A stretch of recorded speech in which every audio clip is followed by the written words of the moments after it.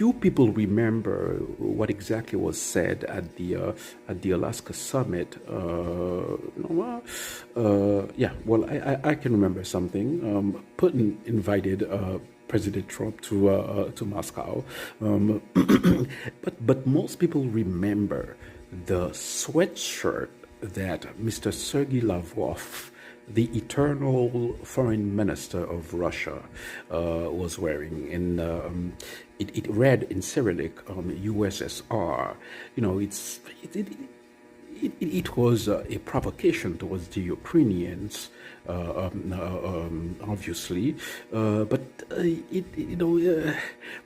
it reflected, the fact that he was wearing such a sweatshirt reflected a larger trend on the Moscow metro. For instance, there is a statue of Stalin. Stalin was not a choir boy. Stalin, killed more people than Hitler. If you're counting, the amount of people that Stalin ordered killed, it was more than Hitler. Yeah, and yet people now, people forget, Stalin, yeah, but it's a more global dissatisfaction with democracy. People, they keep the framework. For instance, in India, but in countries like India, you see, a very strong nationalistic positions, which borders on the autocratic. In many countries, you see that, in Hungary, in very different countries. In Hungary, you see that,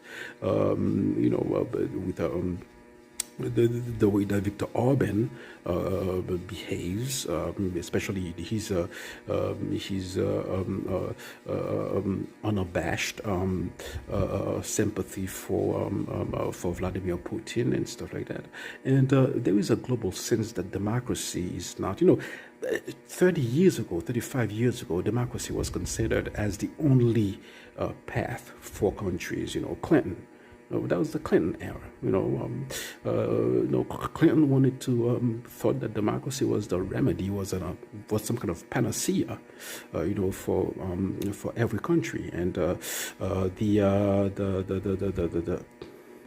the failure in Afghanistan, all these things, the billions wasted and seeing the Taliban's back in power, I think all these things, they added up to kind of show that that democracy doesn't have the soft power that Clinton pretended it had.